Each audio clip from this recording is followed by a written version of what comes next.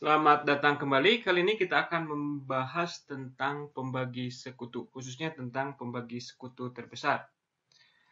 Nah, misalkan kita punya dua buah bilangan bulat yang salah satunya tidak 0. Kita katakan si D ini sebagai pembagi sekutu terbesar, tentunya kalau dia merupakan pembagi sekutu dari A dan B. Artinya D sekaligus membagi A dan juga membagi B. Kemudian kata terbesarnya ini berarti bahwa kalau kita punya pembagi sekutu yang lain, kalau C membagi A dan C membagi B, maka si pembagi yang lainnya itu tidak boleh lebih besar dari pembagi sekutu yang terbesar tadi, si D ini. Jadi kalau C membagi A dan C membagi B, maka C lebih kecil sama dengan D. Di sini kita tidak perlu secara khusus mengatakan bahwa C-nya harus berbeda. Jadi di sini termasuk di dalamnya bahwa kita boleh mengambil si C-nya sama dengan D, yang tentunya pada saat tersebut C-nya sama dengan D. Ya, jadi kalau ada pembagi sekutu yang lain, maka tidak boleh si pembagi sekutu tersebut lebih besar dari D. Nah, notasi matematika untuk pembagi sekutu terbesar dari A dan B kita tuliskan seperti berikut. A, B. Oke, kita lihat beberapa contoh. Yang pertama, kita diminta untuk menentukan pembagi sekutu terbesar dari 6 dan 16. Mungkin sebelum kita lanjutkan ke contoh, ada satu hal yang penting yang tersirat secara implisit pada definisi pembagi sekutu terbesar ini. Kita ingat bahwa 1 itu selalu membagi bilangan apapun juga.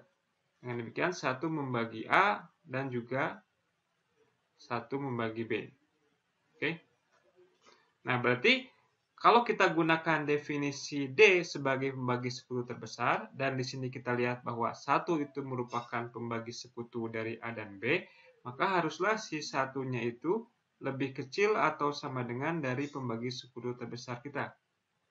Nah, dari sini, ini mengimplikasikan bahwa si D-nya itu haruslah merupakan bilangan yang positif, karena D-nya lebih besar sama dengan 1. Jadi meskipun pada pendefinisiannya kita tidak mengatakan secara eksplisit bahwa si D-nya itu harus positif, tapi definisinya sendiri mengakibatkan bahwa pembagi sekutu terbesar itu haruslah merupakan bilangan yang positif. Nah, mengapa kita harus meninjau ini terlebih dulu sebelum kita melihat contoh? Karena sekarang kalau misalkan kita diminta untuk mencari pembagi sekutu terbesar dari 6 dan 16, kita cukup meninjau pembagi sekutu positifnya saja. Oke. Nah, kita tahu bahwa si pembagi sekutu terbesar itu haruslah salah satu di antara pembagi dari 6. Pembagi dari 6 apa saja? Pembagi 6 atau faktor dari 6, pembagi positif. Ingat tadi kita cukup meninjau yang positifnya saja.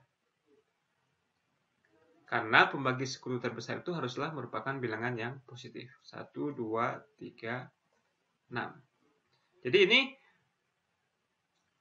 merupakan kandidat dari pembagi sekutu terbesar yang ingin kita cari. Nah, sekarang kita periksa bahwa 3 tidak membagi 16, kemudian 6 juga tidak membagi 16, 1 membagi 16, dan 2 membagi 16. Oke, berarti ini menunjukkan bahwa yang merupakan pembagi sekutu dari 6 dan 16 adalah 1 dan 2. Jadi dari sini 1, 2 pembagi sekutu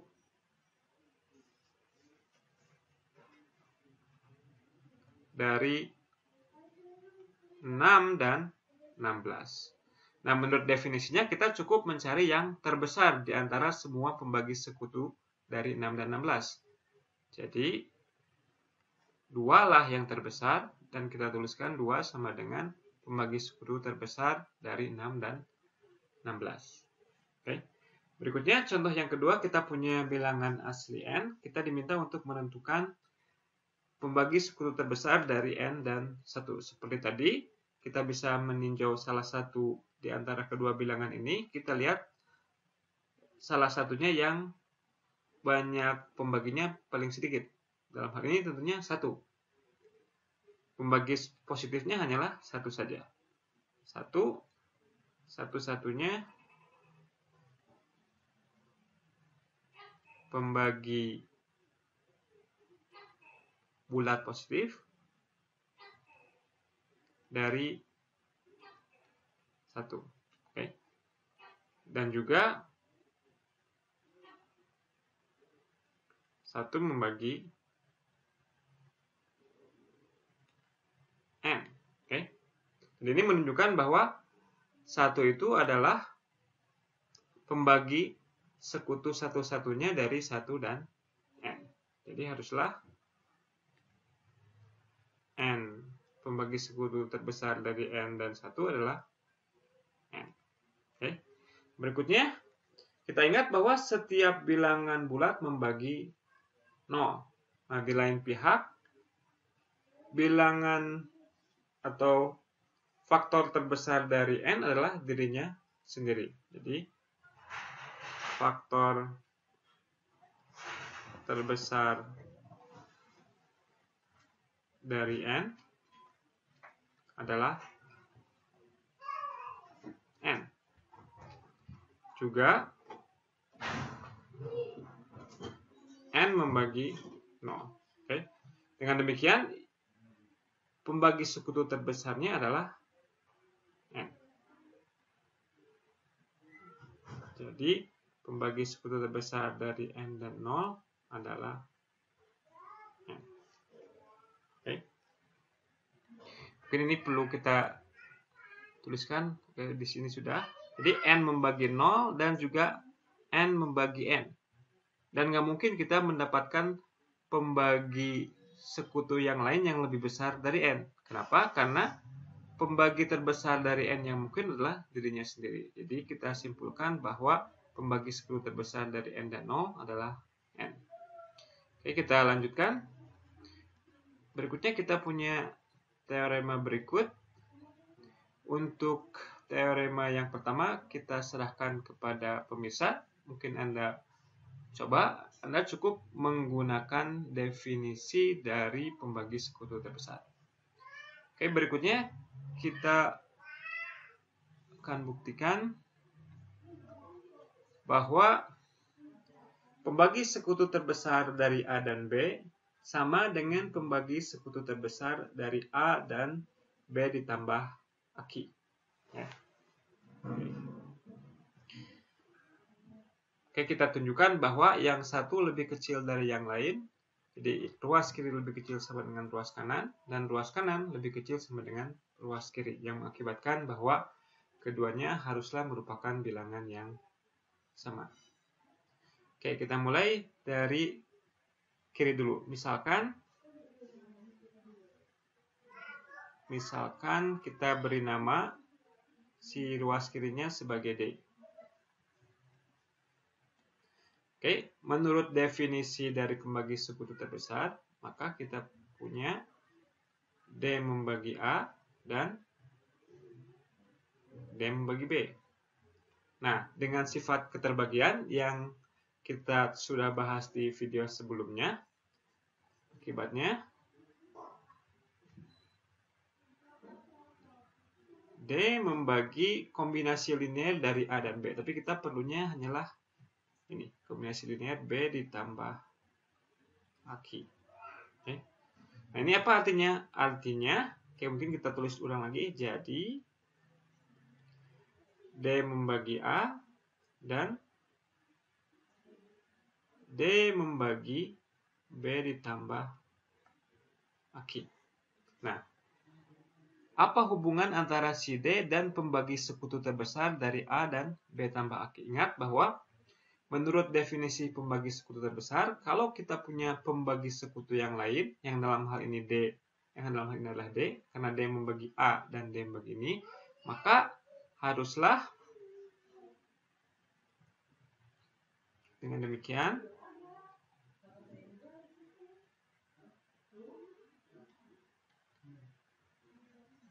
D lebih kecil dari pembagi sekutu terbesar dari A dan B tambah Aki. Jadi D lebih kecil sama dengan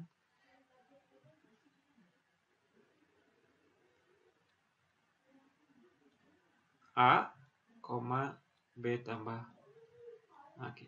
Ini menunjukkan bahwa ruas kiri lebih kecil sama dengan dari ruas kanan. Oke, kita buktikan kesamaan yang satu arahnya lagi.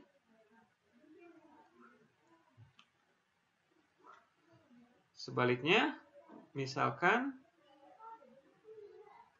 kita beri nama si ruas kanan itu sebagai T. T sama dengan A pembagi sekutu terbesar dari A dan B tambah Aki. Oke. Maka menurut definisi pembagi sekutu terbesar, haruslah dia merupakan pembagi sekutu dari A dan B tambah Aki. Tapi ini berakibat T membagi B tambah Aki dikurangi Aki. Ya, karena T-nya membagi ini dan juga T membagi Aki. Jadi T membagi kombinasi linear dari B tambah Aki dan A. Ya. Ini kita sederhanakan menjadi B. Jadi kalau kita baca T membagi B, tapi juga sekaligus T membagi A. Karena T membagi A dan T membagi B, menurut definisi pembagi sekutu terbesar dari A dan B, maka haruslah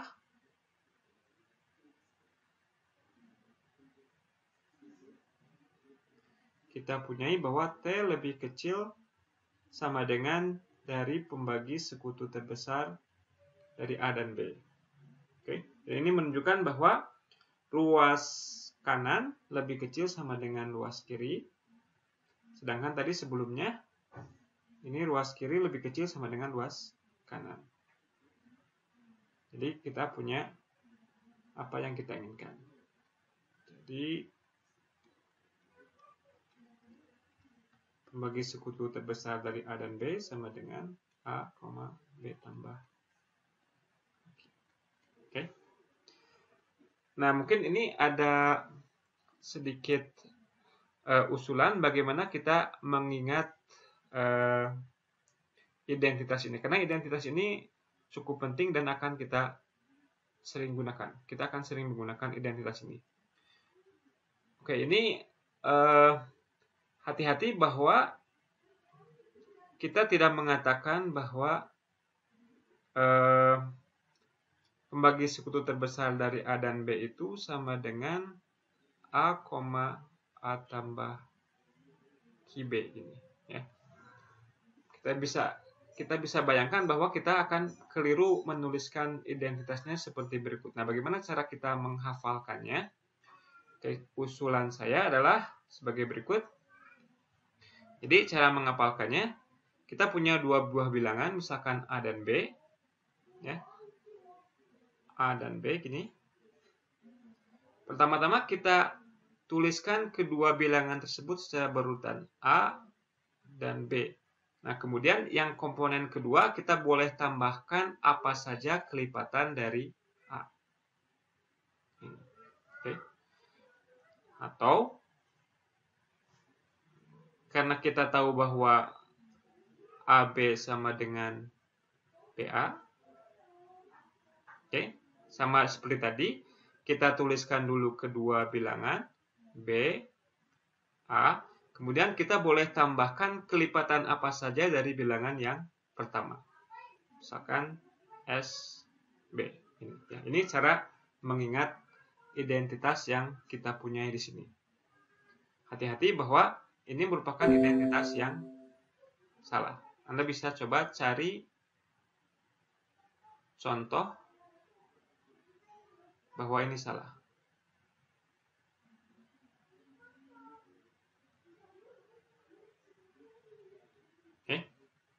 Oke, kita lanjutkan.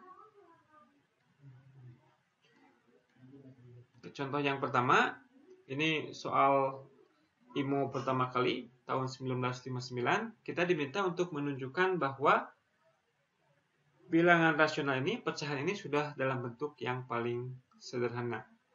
Artinya, kedua ekspresi ini tidak mempunyai faktor persekutuan bersama. Atau dengan kata lain, kita ingin menunjukkan bahwa faktor persekutuan bersama dari 21N tambah 4 dan 14N tambah 3 adalah 1.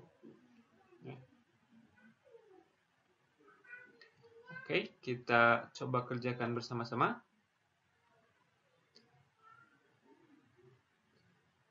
21N ditambah 4, 14N ditambah 3. Oke, ingat, kita tuliskan dulu kedua buah bilangan. Misalkan kita tuliskan 14N tambah 3, kemudian 21N tambah 4, dan kemudian kita boleh tambahkan kelipatan apa saja dari 14N tambah 3. Dalam hal ini, kita akan kurangkan si 14N tambah 3. Maka kita peroleh 14N ditambah 3, 7N ditambah 1. Nah, kemudian lagi-lagi kita pergunakan identitas yang kita miliki. Kita tuliskan kedua bilangan secara berurutan. Kemudian kita boleh tambahkan apa saja kelipatan dari 7N tambah 1. Kita tambahkan dengan min 2 kali 7N tambah 1.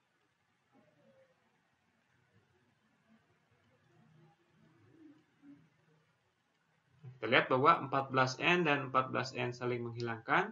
Kemudian sisanya adalah 3 dikurangi 2. Jadi 1 di sini. Nah, tadi kita sudah menunjukkan bahwa pembagi sekutu terbesar dari N dan 1 adalah 1. Jadi dari bilangan apapun dan 1, pembagi sekutu terbesarnya adalah 1. Oke, ini menunjukkan bahwa di antara 21N tambah 4 dan 14N tambah 3 tidak punya faktor persekutuan yang lain selain 1.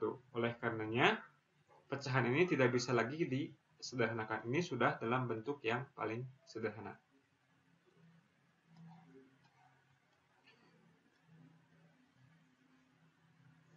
Oke, soal berikutnya. Kita diminta lagi-lagi menunjukkan bahwa pembagi sekutu terbesar dari N faktorial tambah 1 dan N tambah 1 faktorial tambah 1 untuk N-nya asli adalah 1. Oke. Nah, kita gunakan tadi identitas andalan kita. N faktorial tambah 1, N tambah 1 faktorial tambah 1 sama dengan bilangan yang pertama. Kemudian kita tuliskan bilangan yang kedua. Kemudian kita boleh tambahkan apa saja kelipatan dari bilangan yang pertama. Kita akan tambahkan min 1 dikalikan dengan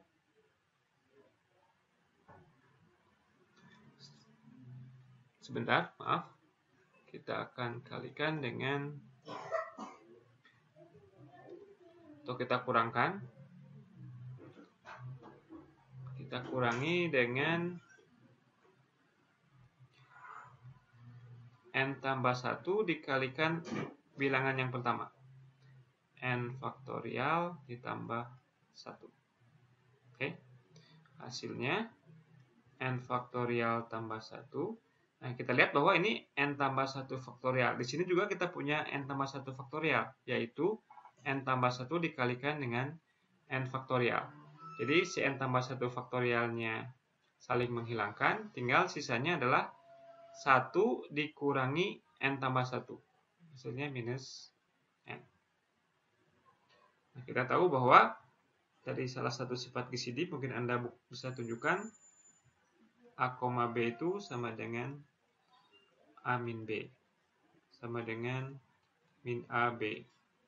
Jadi tanda minus tidak mempengaruhi faktor persekutuan bersama. Jadi di sini sama dengan n faktorial tambah 1, n. Kemudian lagi-lagi kita ingin mempergunakan identitas andalan kita. Kita tuliskan bilangan yang pertama. Kita memilih ini yang menjadi bilangan yang pertamanya. Kemudian bilangan yang keduanya n faktorial tambah 1. Kita kurangi dengan suatu kelipatan dari n. Kita ingin menghilangkan si n faktorial ini, jadi kita kalikan si n-nya dengan n-1 faktorial. Kalikan dengan n. Hasilnya adalah n, n faktorial dikurangi n faktorial, hasilnya 0, tinggal sisanya adalah 1. Sekarang faktor persekutuan dari n dan 1 adalah juga 1.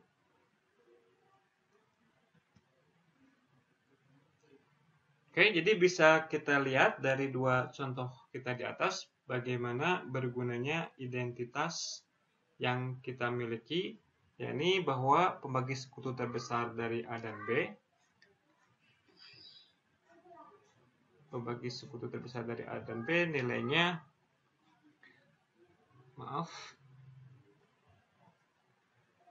Oke, berikutnya kita lihat soal latihan berikut.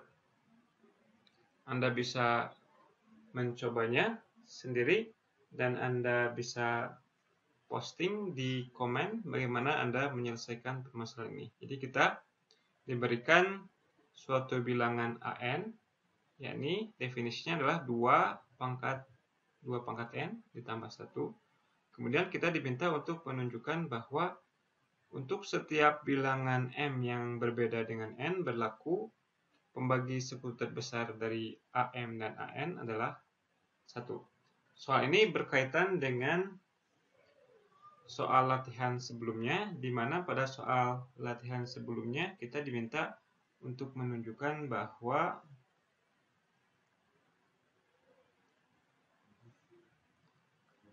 AM membagi AN-2 untuk M lebih kecil dari N. Oke, kalau Anda belum sempat melihat video sebelumnya, mungkin ada baiknya Anda lihat terlebih dulu. Jika Anda sudah menyelesaikan soal latihan ini pada video selanjutnya, Anda bisa mempergunakannya. Tapi yang belum, Anda coba dulu buktikan bahwa ini memang benar.